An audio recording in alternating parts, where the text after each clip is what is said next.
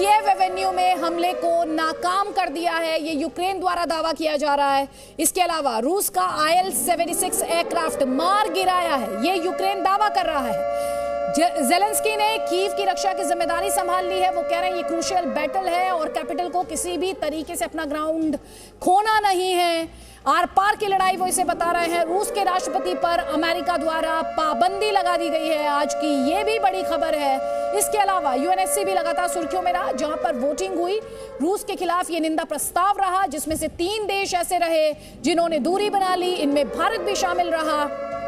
और रूस ने दुनिया का अपमान किया है, ये UNSC ने भी कहा और ये UN के सेक्रेटरी जनरल की तरफ से भी कहा गया। उन्होंने कहा कि रूस के जो सैनिक हैं वो फौरन यूक्रेन छोड़ें और रूस वापस लौटें। रूस ने वीटो किया UNSC में। ब्रिटेन में युद्धाभ्यास में भारत शामिल नहीं होगा, इंडियन एयरफोर्स के हवाले से यह बड़ी खबर आई। और साथ ही बहुत ही अहम मीटिंग CCS की प्रधानमंत्री करेंगे, ये बड़ी खबर इस वक्त की अगर बात की जाए तो हम आपको बता रहे हैं। अमेरिका द्वारा पेशकश की गई थी यूक्रेन के राष्ट्रपति ज़ेलेंस्की को सेफली इवैक्यूएट करने की, उस प्रस्ताव को ज़ेलेंस्की ने ठुकरा दिया है। उन्होंने कहा कि गोला बारूद और टैंक चाहिए, राइड नहीं चाहिए।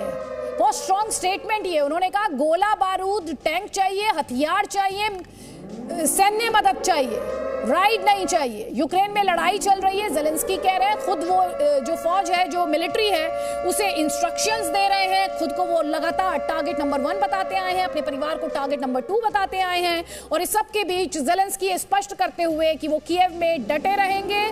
उनके द्वारा ये स्पष्ट किया गया कि उन्हें टैंक्स चाहिए, उन्हें सैन्य मदद चाहिए, उन्हें राइड की जरूरत नहीं है। ये अमेरिका के प्रस्ताव पर यूक्रेन के राष्ट्रपति का जवाब। अमेरिकी मीडिया के हवाले से बड़ी खबर हम आपको दिखा रहे हैं। कीव में क्लोज फाइट, रशियन फोर्सेस लगातार क्लोज इन करते हुए, जीरो इन करते हुए, और यूक्रेनियन फोर्सेस जो हैं वो दावा कर रहे हैं कि लड़ाई कड़ी होगी, कांटे की होगी और वो उस लड़ाई के लिए पूरे तरीके से तैयार है। तो जल्दी से आपको अपडेट्स हम दे रहे हैं। सड़क पर लड़ाई हो रही है अब, कीव के कब्जे की लड़ाई, आर पार की लड़ाई इसे आप कह सकते हैं, निर्णायक लड़ाई आप इसे कह सकते हैं। US की इंटेलिजेंस एजेंसी जो है वो लगातार ये कह रही हैं कि आज ही इस लड़ाई में फैसला आ सकता है, जीत और हार तय हो सकती है। ज़ेलेंस्की भी ये बात मान रहे हैं कि बहुत ही अहम लड़ाई कीव को लेकर है, कैपिटल को लेकर है और वो इस लड़ाई को लड़ेंगे। इसके अलावा स्थानीय लोगों की जो पार्टिसिपेशन है, उनकी जो इसमें रोल है, उसको नकारा नहीं जा सकता है। पेट्रोल बम तैयार किया जाए, ये कहा जा रहा है प्रशासन द्वारा स्थानीय लोगों को। कल आपको जी न्यूज़ पर वो तस्वीरें भी याद होंगी जो हमने आपको दिखाई थी, जब लोग हथियार लेने के लिए बड़ी संख्या में पहुंचे हैं। और आपको ये भी हम बार बार बता रहे हैं कि रिजर्विस्ट जो हैं उन्हें कॉल किया गया है। और ये टैंक की तस्वीर हमने आपको दिखाई थी, किस तरह से एक स्पीडिंग कार को कुचलते हुए टैंक आगे बढ़ रहा है, ये तस्वीर हमने दिखाई। इसके अलावा गैस स्टेशन को कैसे निशाना बनाया गया, वो एक्सप्लोजन, वो तेज जोरदार धमाका आपने अभी थोड़ी देर पहले सुना, वो तस्वीर भी हम आपको दिखाएंगे। तो हर तस्वीर लगातार जी न्यूज़ आप तक पहुंचा रहा है। ये किस तरह से मिसाइल अटैक्स हुए और यूक्रेन द्वारा ये दावा किया जा रहा है कि उसने रूस की मिसाइल को मार गिराया। कल इस तरह का दावा उसके द्वारा किया गया था, उससे जुड़ी हुई तस्वीरें हम आप तक लगातार पहुंचा रहे हैं। मैप के जरिए अब आपको समझाते हैं यूक्रेन के वो कौन कौन से शहर हैं जहां पर इस वक्त कड़ी कांटे की टक्कर चल रही है, लड़ाई चल रही है। ये वो सिटीज हैं जो इस वक्त आपके स्क्रीन पर हैं और इन सिटीज में से कई सिटीज से ग्राउंड की तस्वीरें जी न्यूज़ ने आप तक पहुंचाई भी हैं। रूस की सेना शहर में घुस गई है, उसी से जुड़ी हुई एक और तस्वीर हम आपको दिखा रहे हैं। इसके अलावा लोगों की बेबसी को लेकर भी हमने तस्वीरें दिखाई हैं। कितना असहाय इस वक्त वो महसूस कर रहे होंगे। घर बार छिन गया है, घरों पर मलबा गिर रहा है, टारगेट किया जा रहा है घरों को। मेट्रोज और सबवेज के भीतर रहने के लिए लोग मजबूर हुए हैं। एयरपोर्ट पर ये भीड़, बोर्डस्पिल एयरपोर्ट ये, जहां पर लोगों की भीड़ की वो तस्वीर। इसके अलावा खार्किव में रूस के मिसाइल अटैक को नाकाम कर दिया गया है, ये दावा किया जा रहा है यूक्रेन द्वारा।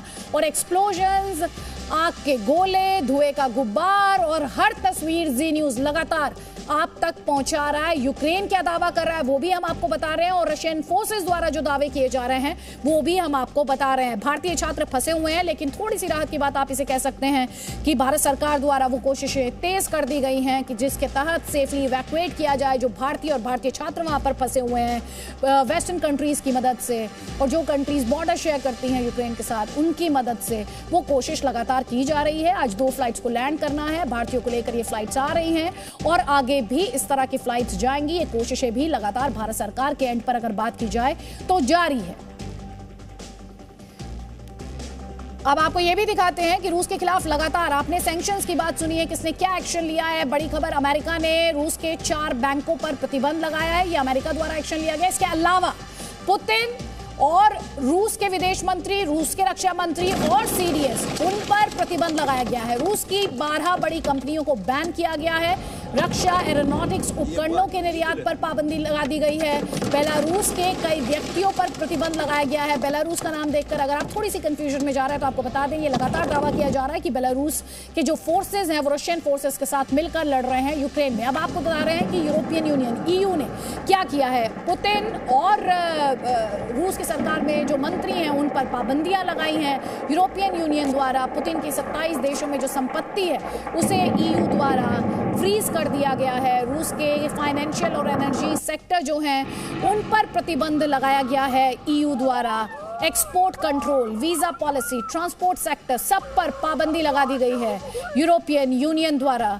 ये भी हम आपको यहाँ पर बता रहे हैं। अब ब्रिटेन की बात करें तो रूस के 5 बैंकों पर प्रतिबंध लगा दिया गया है। पुतिन और लेवरोव की जो संपत्ति हैं वो फ्रीज की गई हैं। एरोफ्लोट जो एविएशन कंपनी है उस पर पाबंदी लगाई गई है। रूस की निजी कंपनियों के धन जुटाने पर पाबंदी लगाई गई है। तो ये एक्शंस लिए गए हैं अलग अलग देशों द्वारा। कई खास मेहमान हमारे साथ हैं। हमारे साथ रविंद्र सचदेव है, अंतर्राष्ट्रीय मामलों की जानकार हैं। हमारे साथ जेके त्रिपाठी हैं, फॉर्मर एम्बेसडर हैं। हमारे साथ जनरल सिन्हा है, डिफेंस एक्सपर्ट है। लेकिन सबसे पहले रविंद्र सचदेव, आपने अभी ये डिस्कशन ज्वाइन किया है। यूएनएससी में जिस तरह से वीटो पावर का इस्तेमाल रशिया ने किया, लेकिन भारत ने जो एब्सटेन किया है और यहाँ पर जो पॉलिटिकल पार्टीज हैं भारत में, वो लगातार ये सवाल उठा रही हैं कि भारत ने युद्ध के खिलाफ एक कड़ा स्टैंड क्यों नहीं लिया और भारत चाइना की तरफ खड़ा दिखाई दिया। क्योंकि जिन 3 कंट्रीज के एब्सटेन करने की बात की जा रही है उसमें चाइना, भारत और यूएई है। आप भारत के फैसले ये अजीब बात है। अभी सुबह हो रहा है, मैं नाश्ता कर रहा हूँ, आप नाश्ता कर रही हैं, दुनिया में किसी और तो आप और मैं एक जैसे हो गए। ये क्या कंपैरिजन हुआ? भारत ने जो स्टैंड लिया है अपना क्लियर कट, ये रियलिटी है हमारी। यस, हमारे पे मेरे ख्याल से दोनों तरफ से प्रेशर्स थे, बट कल जो बातें हुई प्राइम मिनिस्टर ने पुतिन से करी थी, राइट, एंड इंडिया ने यूएस को भी वोट देने से पहले भारत ने इन दोनों देशों को बता दिया होगा कि ये इस तरह से हम वोट करने जा रहे हैं, मेरे विचार से। क्योंकि अपने पार्टनर को जिसको ट्रस्ट है, अच्छी रिलेशनशिप है, आप उसको सरप्राइज नहीं देना चाहते, ठीक है ना। तो भारत ने इन दोनों देशों को बता दिया होगा कि हम ऐसे करने जा रहे हैं और भारत एब्सटेन किया। ये हमारे एब्सोल्यूट इंटरेस्ट में है। इसमें चाइना का तो कोई उसकी अलग अपना रीजन है, हमारा अलग अपना रीजन है। दूसरी बात, अभी आप बच्चों की बात कर रही थी, तो मेरे विचार से भारत को एक स्टेप उठा सकता है। इसी यूनाइटेड नेशंस की पीस कीपिंग फोर्सेस होती है, ये जाती है जब जहाँ लड़ाई वड़ाई खत्म हो गई वहाँ पीस मेंटेन करने। General will be able to tell much more, right. तो भारत क्यों नहीं प्रपोज करता यूनाइटेड नेशंस में कि पीस कीपिंग फोर्स भेजो यूक्रेन में, और ये जो जाते हैं इनके ब्लू हेलमेट्स होते हैं सोल्जर्स के, यूएन के जो होते हैं, बच्चों को अलग अलग लोकेशन से बॉर्डर्स पे लाओ, दुनिया भर के बच्चों को। भाई हमारे इंडियन हमारे पेरेंट्स, जस्ट वो क्लैरिटी, इसके लिए क्या सीज फायर जरूरी नहीं होता? इसके लिए सीज फायर का ऐलान मैं वही तो कह रहा हूँ। This is what I am saying, लड़ाई खत्म हो जाए। यूएन पीस कीपिंग फोर्स का टिपिकल रोल वो होता है, but why can this not be done? Sole purpose of escorting बच्चों को from location to the borders. Ukrainians will respect it, Russian military will respect it. इनके जो cars trucks हैं blue वगैरह व्हाटएवर फ्लैग के साथ, it is known that can be a amazing thing, amazing, or what I think is amazing could be useful thing, practical thing to get our children out. ठीक है। और भारत सरकार द्वारा लगातार कोशिश भी की जा रही है। एक विमान है जो मुंबई पहुंचना है, दूसरा विमान है जो दिल्ली पहुंचना है। हमारे साथ जेके त्रिपाठी जी भी है। त्रिपाठी सर, ये जो सवाल पूछे जा रहे हैं कि भारत ने एब्सटेन क्यों किया, भारत ने वॉर के खिलाफ एक स्टैंड क्यों नहीं लिया, भारत नॉन वायलेंस की वकालत करता आया है, और साथ ही ये जो इस तरह से प्रेजेंट करने की कोशिश की जा रही है कि भारत चीन के साथ खड़ा दिखाई देता है। देखिए, ये बड़ी बेवकूफ़ी भरा बयान है और ये दिखाता है कि जिसने भी बयान दिया है उसकी पॉलिटिकल समझ, उसकी इंटरनेशनल पॉलिटिक्स की समझ कितनी दिवालिया है। भारत तो पहले से ही, भारत का पिछले 50 साल से स्टैंड रहा है कि जो दो देशों के बीच में लड़ाई है उसमें हम किसी की ओर से बयान नहीं देंगे, किसी की ओर से बात नहीं करेंगे। रही बात चीन की, तो भारत के इस बयान के बाद भारत को पहले ही लोगों को पता था कि भारत ऐसा एब्सटेन करेगा। चीन बाद में आया है। चीन भारत के साथ खड़ा दिखाई दे रहा, न कि भारत चीन के साथ खड़ा दिखाई दे रहा। इस चीज़ पे बयान देने वाले को ये गौर करना चाहिए। भारत ने पहले भी एब्सटेन किया था, अभी भी एब्सटेन किया है।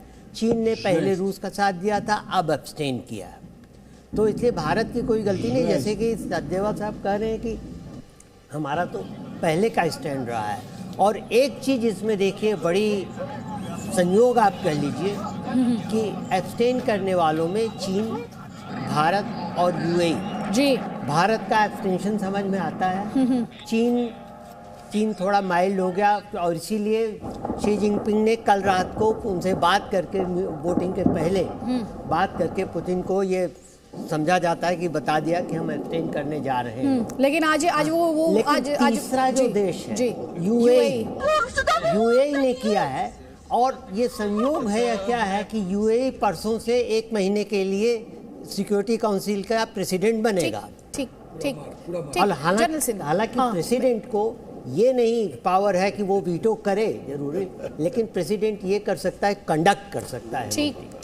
तो यूक्रेन पर रूस के हमले का जनरल सिन्हा तीसरा दिन है। लगातार हम तस्वीरें दिखा रहे हैं, खरसोन से जो तस्वीरें आई, गैस स्टेशन पर जो धमाका हुआ, टैंक्स की तस्वीरें लगातार आ रही हैं। लेकिन कीव को लेकर जो दावे किए जा रहे हैं, चाहे वो ज़ेलेंस्की का दावा हो, यूक्रेन के राष्ट्रपति या अमेरिकी खुफिया एजेंसियों का दावा हो, इन दावों के बीच कीव की जो लड़ाई है उसे आप कैसे देख रहे हैं? आपको लग रहा है जैसा दावा किया जा रहा है कि आज का दिन निर्णायक साबित होगा, इस दावे में दम है, या लग रहा है आपको ये लड़ाई अभी और खींचेगी? नहीं, मेरा ख्याल है आज का दिन बहुत ही डिसाइसिव फेज में होगा। आज का दिन हार्डेस्ट डे है, सबसे कठिन परीक्षा वाला दिन है, पहली बात। दूसरी बात मैं कहना चाहता हूं कि कीव के जो मेयर हैं विटिलाई क्लिचको, उन्होंने एक वक्तव्य दिया है कि Russian several command groups Kyiv में इंटर कर चुके हैं।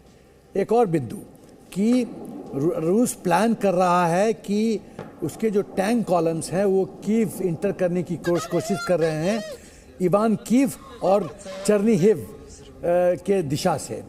तो अब ये जो टैंक सब इंटर करेंगे, और यदि जिस स्पीड से रशिया ब्रेक थ्रू करना चाहता है, कीव के पार्लियामेंट को कैप्चर करना चाहता है, उसमें यदि थोड़ी देरी होती है तो रूस, मेरी सोच है कि रूस थर्मोबैरिक वेपन्स इस्तेमाल करेगा।